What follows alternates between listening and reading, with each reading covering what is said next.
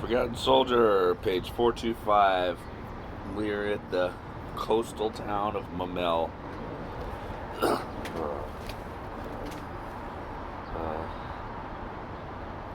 The days went by. Mamel no longer existed except on strategic maps. The front had shrunk, but a great many men had embarked. However, there were still thousands waiting their turn, shuttling between the positions they still had to hold and the semi-tombs where they slept their mutilated sleep. I still watched through my dazed eyes as these thousands of men wandered through the heights of tragedy in a silence which to my ears drowned out all the noises of the earth. They had been stripped of their human condition, and I watched them in hideous loneliness, weeping eternal tears as heavy as mercury. How long were we there? For how many lifetimes? It is no longer possible to say. The world will never know. I feel now as though I was born to experience that test. Mamel had become the summit of my life, the ultimate peak, with only the infinite beyond it. We felt that after Mamel, nothing of us would remain, and that the life we would experience in the future would be like crutches one offers to a cripple. Mamel is the tomb of my life, the absolute. The silence which enveloped our groups had a miraculous quality, which allowed each of the living dead we had become to think what would follow our misery. However foolish as it may seem today, the thought that our wretchedness would be recognized later, even posthumously, was a comfort. Today, even this last concern has disappeared. Anything which might be said about our misery depends on a system of interpretation which is believed to be perfect. But the spectacle of Mamel will not even be helped by the Last Judgment. It is growing dim and vanishing without ever having been seen. We left our cellar for a pillbox whose gun had been destroyed. I had stuffed my belongings into the space formerly occupied by the gun. Following my example, Hals, Schlesser, and another fellow had done the same. Wiener, Lindbergh, Furham, and 7 or 8 others occupied what was left of the turret. Our new lodging was less humid than the cellar, but that was not the reason for our transfer. We had shifted because in our new quarters we were closer to the various points we might have to reach at maximum speed. Our defense perimeter had shrunk even further because once again the Russians had become interested in us. The German troops still holding the tiny Mamel stronghold had to face the possibility of serious attacks which might prove decisive. As it was, we were often obliged to approach our positions with extreme caution. Our men, driven by desperation, sometimes surrendered to the Russians, who would then put on their captives' clothes and wait for the relief. Our wretched men had fallen into this trap several times. Even more often in their exhaustion, they'd failed to notice Ivan crawling toward them until it was too late. Then Ivan would replace them. Wiener and 2 other fellows had almost fallen into one of these traps. The veteran had spotted it in time and had exploded into a kind of rage we knew so well. "Oh, he saved us," stammered one of the men who'd been with him. "He let them have all his grenades right in the face." Both men talked in gasps in an automatic nervous spasm. In fact, they both knew they were probably done for. Wiener said nothing. He had recovered his silence and lay prostrate against the bunker wall, our leader, which glistened with frost, while we looked at him. We had all grown used to being saved by Wiener. That evening, one of our men had tried to smoke a cigarette retrieved from a Russian cadaver. He had lit it and gone outside to relieve himself. Ivan had sharp eyes. He had spotted the glowing tip of the cigarette, and a 50 millimeter shell had pierced the concrete and burst in our comrade's back. He died without a sound. Ivan has come even closer, muttered Furham. The next day, in a piercing cold, we went to our outermost position, which should have been in Russian hands for some time past. On our way, we passed the last tank remaining in that sector. It was an old M2, which had already been on fire and which bore the impact marks of many shells. Its own gun had been destroyed and replaced by others which weren't made for it. Each day it moved to a trench cut through the ruins of an alley and held Ivan back whenever he tried to get through there. The infantry in its neighborhood often rescued that old machine from contests that were too unequal, while the soldier gutter rats infesting the ruin nearby held it in respect for the inestimable services it still performed. Today the tank's engine had broken down, and a team of ragged mechanics were laboring over it. We had huddled nearby to watch for a moment. One of the mechanics broke a tool and threw it on the ground in a rage. We heard the others talking. The machine was beyond repair. The men stood around, considering what to do with it. It had become a familiar part of our daily landscape. 2 planes had just flown over the ruins closest to us. All the tank crew took shelter beside the tank and stared up the planes with feverish intensity.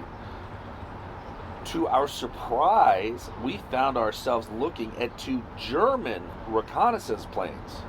Where had they come from? They banked when they saw the tank, which no longer bore any insignia. For a moment, we were all seized with the horrifying doubt. Would the planes take us for Russians? We all stepped into the open and waved with our arms spread wide open, and the moment passed. The 2 planes flew over us very low to the right. We could see the pilots. One of them even waved. They must have come from a German base. From Germany, where everything was still possible. Perhaps. Our gray faces followed their flight until they vanished. In imagination, we followed them for much longer still. We were still faced with the problem of the tank. The passage of the 2 planes had given us fresh stimulus. Everyone was standing around the machine. Someone suggested we try to push it. Although it was a mad idea, we all took hold of the rough and icy metal, shouting hoarsely. We tried to establish a rhythm.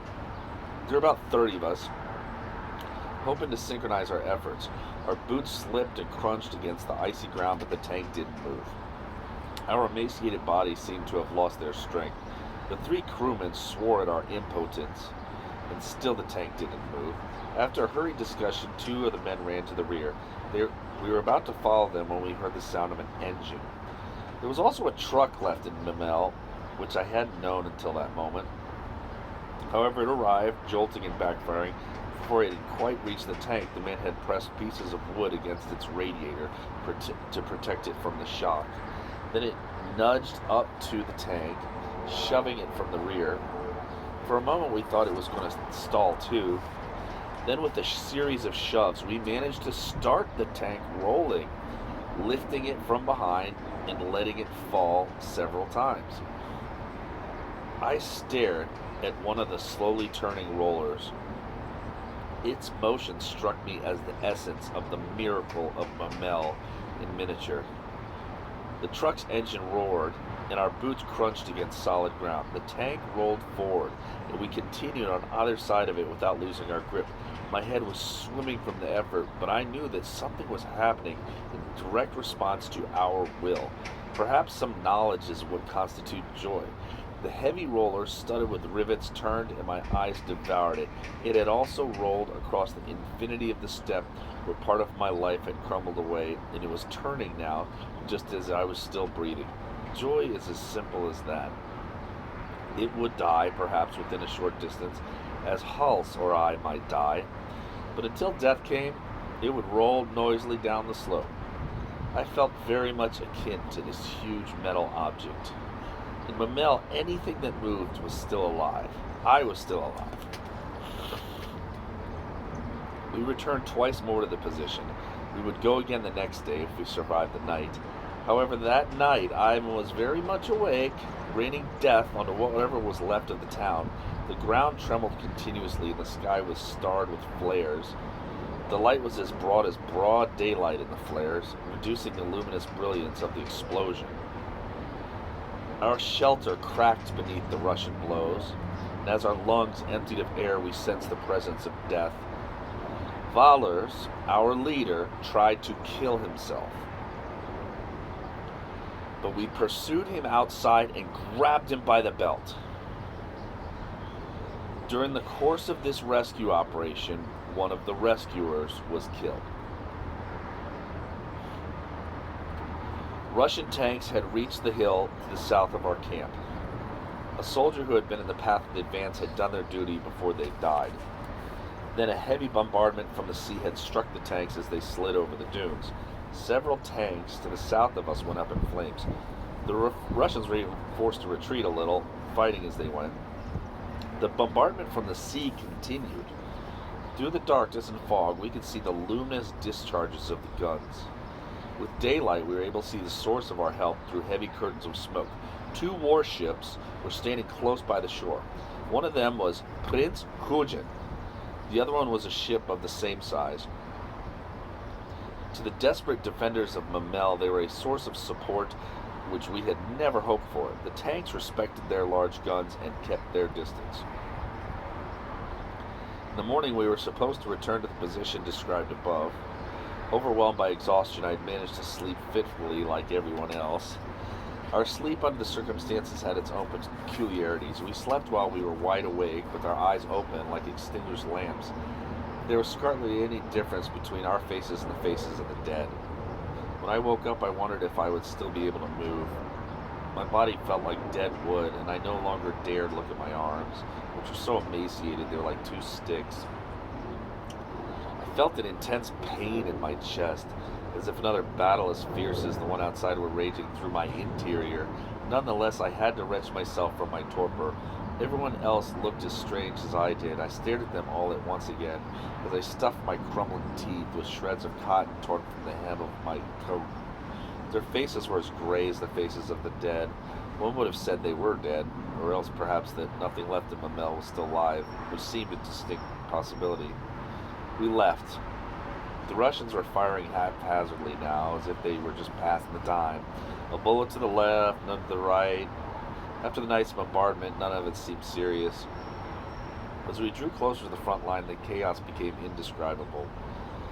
We had to climb through or over holes and protuberances of more than 6 yards. My head was spinning. I no longer had the strength of a child. We could see the smoke hanging over the Russians' positions as well. The Kriegsmarine must have scored several direct hits. On our way, we passed several fellows who were freezing behind their guns. They stared at us as if everything was our fault. We went on without a word. Manners, the weapon of the unmannerly, counted for nothing here. Everything was dead except courage, if that was still of any importance. We had nearly reached our hole, with another 150 yards to go. I could see the earth heaped around it, and the ammunition boxes that were empty, and the hole, where we would freeze for hours on end, and perhaps even die. What difference did it make where we were?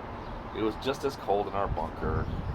Anyway, to hell with it. I was still alive. But what was Wiener doing?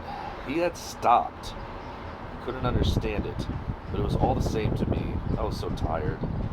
But why was he firing? Wiener had set up his MG machine gun right on the ground without even opening its front legs and was sweeping the crest of our hole with short bursts of fire. Everyone else had instinctively found a hole. Hals was right beside me, but I couldn't look at him. He had grown old too quickly. He might have been 50 years old. "We'll soon find out," he muttered through clenched teeth. The veteran threw a grenade which landed near our former position. What an extraordinary man Wiener was. If our own troops had been in the hole, they would have shouted. The pop-offs were quiet. If they had tried to fool us by shouting, we would have recognized that trick right away. But Wiener had obviously been right. They were firing us now. That was their answer. Schweinhund! Shouted Wiener. Bastards! Wiener should have been a general, or even the Fuhrer. We had more confidence in him than in anyone else. He was firing straight at those damn mujiks. No one dared move, and to make matters even more disturbing, we could hear the noise of tanks coming toward us from behind the ridge of banked-up earth. We knew that there were 1 or 2 Russian tanks back there, which were now going to direct their fire at us. Wiener had undoubtedly made the same calculations. He was sliding carefully backward, dragging his gun. To my left, one of our men had just been hit. "Let's go back," Hals shouted. But moving back was just as dangerous as moving forward. Who could I think of to give myself more courage? My mother? Did I even have a mother? Of Paola? But what good was my version of love in my universe? Of my skin? My skin looked like Hal's, and I didn't have the courage to look at it anymore. It's madness to have courage for nothing. There was Wiener, our leader. He was worth dying for. We were forced to abandon our friend Hans. His hip had been shattered, and under Russian fire we could do nothing for him. We said goodbye to him. He would know how to die. Since he had known how to live at Memel, we didn't worry about it. We reached the shell hole. We were set up our 2 FM machine guns ready to fire. As we expected, the Russians were now plastering the area we had just left with fire from their tanks. The war machine was starting up again both to the north and to the south. The Russians were coming down into our trench. It was terrible to see them, and we felt half dead with fright. Wiener wasn't firing. He looked at us, and we looked at him as if praying for advice. Reflected on his face, we could see the immensity of the disaster. "Get out!" he shouted suddenly, his voice rising above the noise of the guns. "Get out of here as quick as you can!"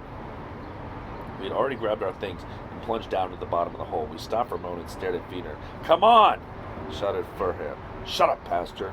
You get out too." But Furham had his duties, which kept him where he was.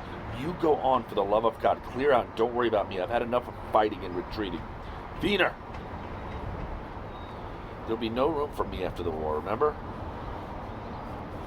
The veteran had opened fire. He was firing like a madman at the Russians who were coming along the trench. Furham called again, but the sound of the gun drowned out his voice. We ran back off the ground, which was shifting and crumbling under our feet. The position was no longer tenable. Why didn't Wiener follow us? 10 minutes later, we plunged down into our mortar and anti-tank positions. 500 yards to the east, we could see a thick cloud of smoke rising from the position we had just left it. As the deluge of war poured over us and the parapet of the gun pit trembled like the railings of a ship caught in a storm, we clung to our guns with trembling hands as to our last salvation. The fire from the ships made a critical difference to us. Without it, we would have been overrun. The danger was so pressing that no one could leave his post. Through the sharp noise of the guns, we could hear the wounded groaning. Such a peak of tragedy was beyond understanding. Each of us felt alone, stripped of all feeling and all judgment. Perhaps there would not even be a time for a few hours' rest before our deaths. The men waiting at the piers had gone back to points of defense. This was not true altruism, but simple self-interest. They knew that if Memel fell, no one would leave. At a high pitch of fury, they drew on their last reserves of strength to keep watch and prevent Ivan from destroying the cavalry in their hope. Memel still held. Memel, a small island of courage drawn from an infinity of anguish. But the boats didn't come. Had we been abandoned? Had this final reason for fighting vanished too? Was this the end? However, the following night, a ship drew into shore like a ghost. A crowd of dying men ran toward her, fighting amongst each other for places. No order could have held them back. In any case, the officers were in the same state as their men. Here, no one fought because a whistle blew. We fought because there was no other possibility. It seemed the ship had not come to pick up men, but food. We had enough food to hold out for another 3 months, but since we were to be withdrawn, quote unquote, immediately, these supplies should have been destroyed. However, to the south, there were hundreds of thousands of refugees who were dying of hunger and cold. The crowd which had collected near the shore heard the voice of a naval officer shouting through an amplifier. At first they couldn't understand these words, which seemed to be coming from another world, from a man whose floating mobility allowed him to see the worst from a distance. They vaguely grasped that from their misery they could still help other people farther to the south. A single word ran through their minds in an endless refrain. Immediately. Immediately. Immediately. The boat loaded up with our supplies and took on a few wounded. Immediately. The crowd stood motionless, wrapped in a silence as large as the night. Our diminished group had been sent to the northern edge of the stronghold, to a beach beside the sea, overhung by moderately high cliffs. We still held the cliff tops in bunkers which had built facing the sea. However, the Russians had also reached the cliff tops at several points, and even though they were not yet there in strength, they had sent out sharpshooters who controlled the rocky beach along which we were crawling under their fire. The German positions on these heights were fortified islands, surrounded by the enemy and living on God knows what. There was no longer any question of the Grossdeutschland division or any other division. Everything which could still move in Memel was alive, and anything alive had to be used. A ragged officer had brought us to this point, where he feared the Russians might break through our rear lines. Although the position was very dangerous, it was at least somewhat less dangerous than the official front. Tanks couldn't get through unless they reached the heights, which we still dominated and weakly defended. For shelter, we used the holes dug by civilian refugees who had waited here for deliverance by sea. We were in almost constant contact with the Russians. Ivan moved along the length of the coast, peppering us from the cliffs. Sometimes he used mortars. The sandy soil was as churned up as a harrow had been through it, and we were constantly digging out both the living and the dead. However, in the soft soil, the impact of missiles was usually dissipated. The Russians were just playing with us. They gave us no respite. If our heads hadn't been empty, they would have burst with exasperation. Although the cold was cruel, nature had also sent us fog, which was an ally. The Russians had infiltrated our lines and were sometimes even killed from behind. They were afraid too, and were hoping for support from their artillery and tanks would crush once and for all this cemetery where even the dead seemed to defy them. They infiltrated with great caution, and when they thought we could hear them, they shouted insults at us, telling us what they were going to do to our wives and mothers. They also said they were planning to remove parts of ourselves. Sometimes, too, they sang. Hollis and I listened with our fingers on our triggers because they often sang and shouted like that to distract us. Oi, moje drugi Germanski, kak sobacie, chole. Then they would count. Listen, German soldiers, you're going to die. Listen. 1, 2, 3, 4. Then they would let off a volley while we listened in silence, like antenna destined to pick up all the ignominies of the world. During the night, 2 more boats came. At the risk of instant death, a crowd of ragged soldiers ran to board them. They were too far from the shore to get there in time. As the nausea rose in our throats, we stood powerless, trying to calculate our isolation. Every time a boatload withdrew, our defense was weakened to that degree. Nothing could stop Ivan now. As soon as a wave broke, we would run like rats. The long nightmare turned heavily in our minds, and we all trembled uncontrollably. Hollis had lifted his gun to his head. I must have stared at him with enough sorrow to stop him. He turned back on his stomach, crushed his face into the ground. The next day we were still covered with fog. The front was quiet. Were the Russians preparing something? Haus and Schlesser had crawled toward the water, toward a smashed car which stood in the spray at the edge of the beach.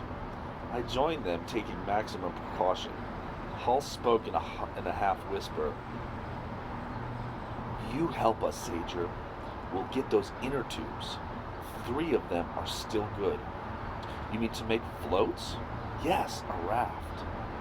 But be careful, we don't have any tools, so we'll have to use bayonets. Do it like this, but be careful." I felt as if a shaft of light had pierced my mind. A raft? We might float for a long time, but this also might be our last chance. We had no tools, and we would have to get the tires off the wheels without lifting them. Trembling with anxiety, we set about this desperate task. The inner tubes had to be full of air, otherwise they'd be no good to us. Furham came over and joined us. "You're crazy. Even if you get the tubes out, they're sure to burst. After all, it's the tire that holds the pressure in." It was true that we'd been half off our heads for quite a while now. We couldn't give up the idea of escape and receive Furham's objectivity with ferocious scowls. "Then let's take the whole wheel," Hal said. "I'm sure that won't float," said Furham. "Shut up!" roared Hals. "You stick to your god. Myself, I have more confidence in these tires." Furham said nothing more, and like the rest of us, tried to free the nuts with the tip of his bayonet. It took us at least 2 hours to complete the job. We also had to dig away the sand from under the right front tire, as the wreck was lying on its side. We could hear the sound of heavy mortars in Memel. The ground shook as far out as we were, and it seemed likely the Russians had taken a big slice of what was left of the town. We no longer dared to think about what might be happening there, concentrating instead on the ridiculous work we had undertaken. Twice we were forced to give it up and get back to our holes.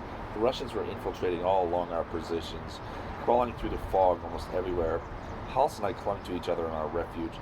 For the 7th or 8th time we had fired almost point blank on Asiatic-looking men with Asiatic faces. Each time our Hitler Youth Volkssturm shook in our hands, we trembled with fright. By evening, the whole city looked like a volcano. Stalin's organs were howling without stopping, loosing a storm of random fire. Our shattered nerves were no longer reacting. Everything was hazy and luminous, but now there were 7 or 8 of us fastening belts and boards onto 3 tires which would probably never float. 7 or 8 would probably be killing each other within minutes. For it was clear that the raft would never hold all of us.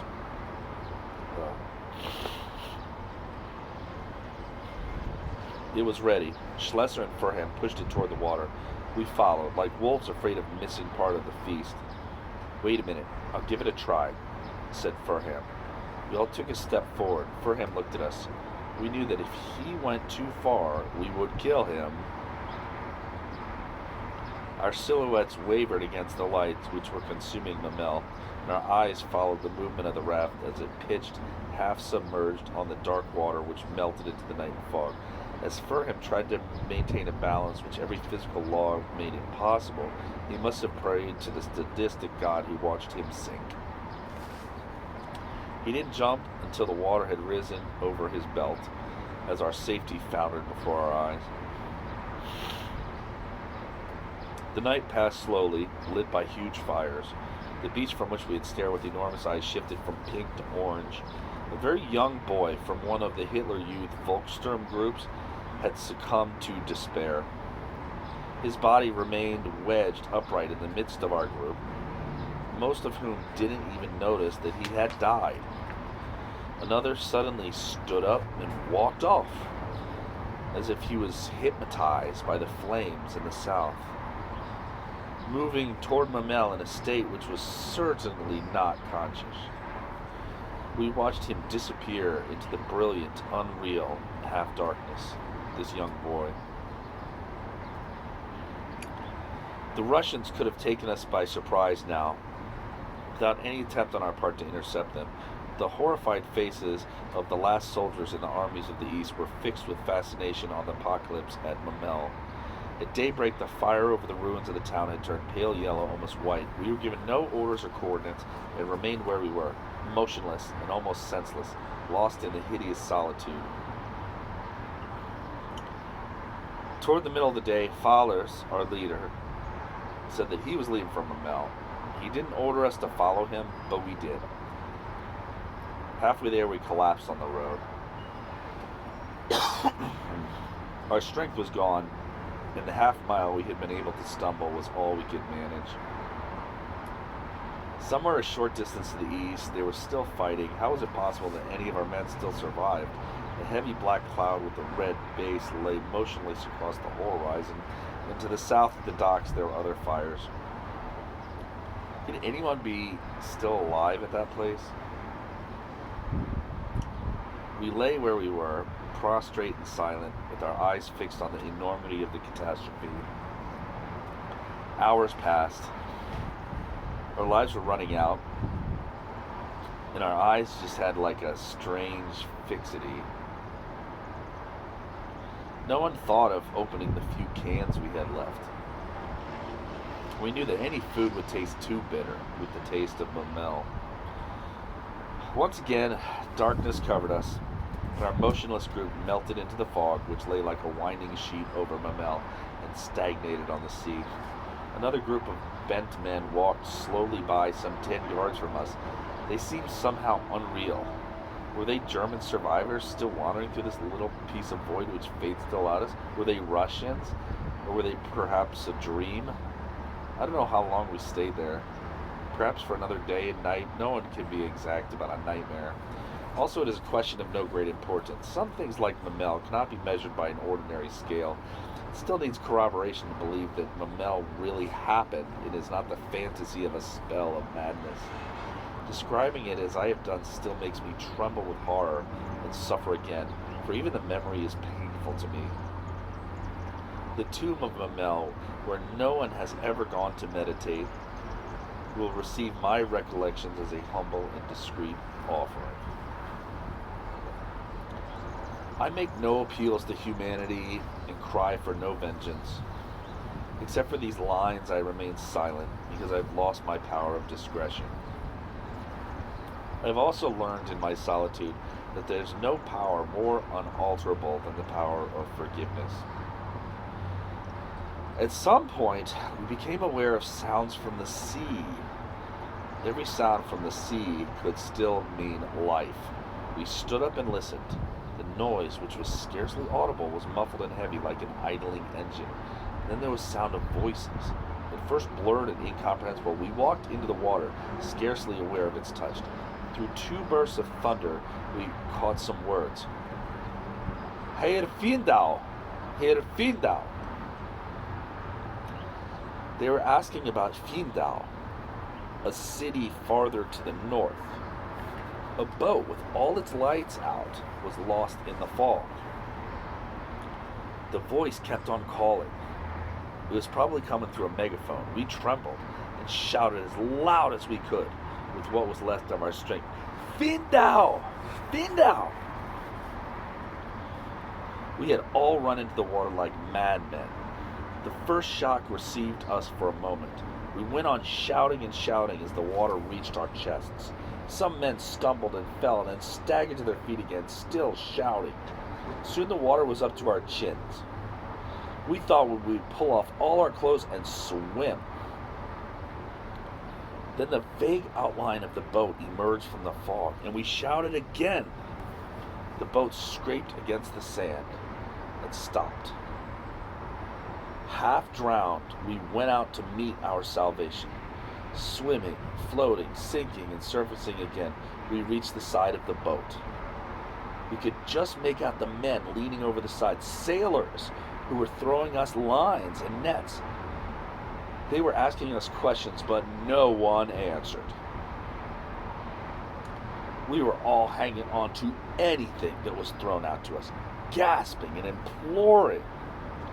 I thrust my fingers into a hole whose edge was encrusted with rivets. My fingers, half dead with cold, gripped like claws. Everyone was shoving and pushing for a rope or a piece of the net. The icy cold of the water began to break my will. Stiff with suffering, I kept my hold and fought against losing consciousness. An empty cigarette packet floated from my pocket and lay on the water some inches from me. I stared at it to fix my wandering attention, and as I stared, my vision grew hazy. Everything had become painless, and I scarcely felt the arms which were pulling me on board. They put me down on the deck, beside my exhausted companions. We were nothing but a shapeless, soaking mass, like a huge mound of wet sacks. Through my semi-consciousness, I realized they were passing around cups of boiling hot tea, which I swallowed down to the peril of my inner organs. My motionless gaze remained fixed on the flaming Prussian coast. I no longer have any clear memory of what happened next. I don't really understand why we didn't die of exposure on the deck. Perhaps the soldiers rubbed us to keep us warm. I can only remember one thing clearly. The roar of the war coming from the land dominated all the sounds of the boat and of the sea. Later, the boat arrived at Pilau, where we got off. On trembling legs, surrounded by floods and floods of refugees, we reached the first aid station where our physical condition was checked. A multitude of wounded men were sitting or lying all around us in huge open sheds. The little port seemed filled with a sense of feverish agitation and urgency. If the war had not yet arrived, it was nonetheless very close. We sensed its imminence and could hear its thunder to the northeast.